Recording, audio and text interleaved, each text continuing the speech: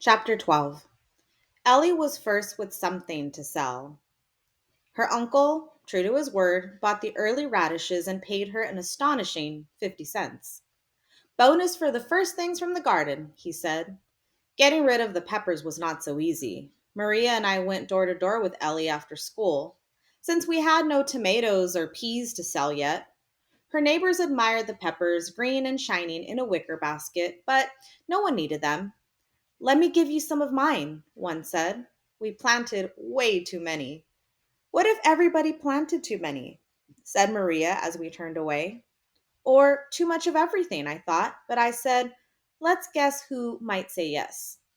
The late afternoon sun blazed orange as we reached Theda Buell's front walk with one last pepper. I guess no. We all spoke at once and giggled. Theda Buell, living by herself at the far corner of town, had no children and no use for them. I grinned. Want to bet I can do it? Bet, but no money, said Ellie. A long pause followed our knock. The door opened a few inches. Yes? The woman's voice rose at the end of the word. Her mouth made a straight line and her lips barely parted. I felt my grin fade and I swallowed. Good afternoon, Miss Buell. Miss Buell. Yes? I I started again. We are selling peppers from Mr. Tom Burtz's garden, and we have only one left. Yes? Would you like to buy it? The woman said nothing. Uh, it's 3 cents, Miss Buell. Would you like it? No, don't like peppers. The door closed while my mouth was still open. We turned back down the walk. What makes people I began. Ellie broke in singing. What makes a lady of 80 go out on the loose? Maria picked it up. Why does the gander meander in search of a goose? And we finished together. What puts the kick in the chicken? The magic in June? But then we were shouting, It's just Elmer's tune. We bumped rumps, giggled, and kept on walking. I should have bet money, said Ellie. My mind drifted. The month of May had tiptoed right into June, and we'd scarcely noticed. Before we knew it, we had finished our readers, used up the last paper from our tablets, and wondered aloud if we'd passed. But the next to last day of school seemed longer than the whole year leading up to it. I shifted in my seat and pictured what the last day would be like. We would forget about lessons and work and war. We'd run relay races, play ball, and eat the enormous picnic dinner our mothers would spread out on tables. Everyone seemed restless today. Billy Riggs was out on his seat more than in it. He broke the tip off his lead pencil and darted to the sharpener. Now's my chance, I thought. I raised the top of my desk just far enough to reach in for an unsharpened pencil of my own. Standing behind Billy, I looked out the open window. No air moved. Branches of the one schoolyard tree hung limp, as if painted on the sky. I tapped Billy on the shoulder, but he wouldn't turn around. Why was he acting this way? Why hadn't he come back to see old Wolf? He could have brought the platter back as an excuse, and besides, Mother had invited him. He cranked the sharpener's handle and bolted to his seat. I thought back to the day he found old Wolf.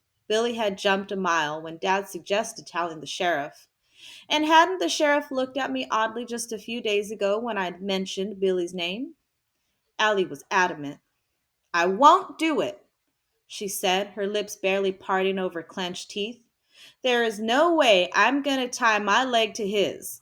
The relays were about to begin, and Allie was stuck with Billy Riggs in the three-legged race. We had eaten until we ached. Not even food rationing put a crimp in the last day of school picnic. Chickens raised at home didn't require ration coupons.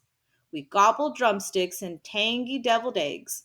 Gardens provided for potato salad, red pickled beets, and home canned green beans with slivers of bacon.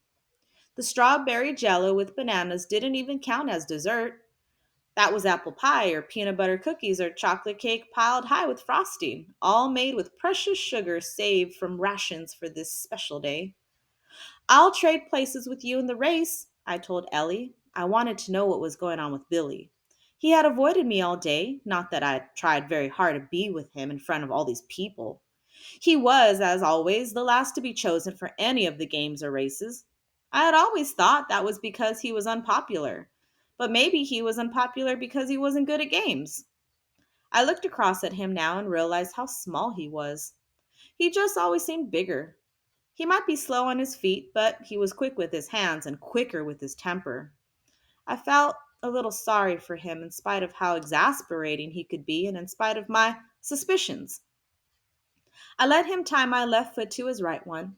I looked down at his head as he worked an old scarf into a knot just above our ankles. His hair looked like a haystack caught in a mudslide. Some of the mud must have dried behind his ears. I said, "Old Wolf is doing fine." Billy grunted. "His foot okay?" "Much better. You did a great job with him." "Yeah." Billy concentrated on the tying. "You won't believe what I found." Billy's hand stopped for a moment. "What?" "A sharp chunk from the statue stuck in his side. I pulled it out. It was all bloody." His hand stopped again for a split second. I didn't know. He kept his eyes on our ankles. I caught his hesitation, but said only, "Hurry up, the others are ready." We came in last, of course. The heel of Billy's shoe had come loose and was just hanging. That might have been part of it. We untied ankles, and he melted into a swarm of kids and adults. I probably wouldn't see him again until school started in the fall.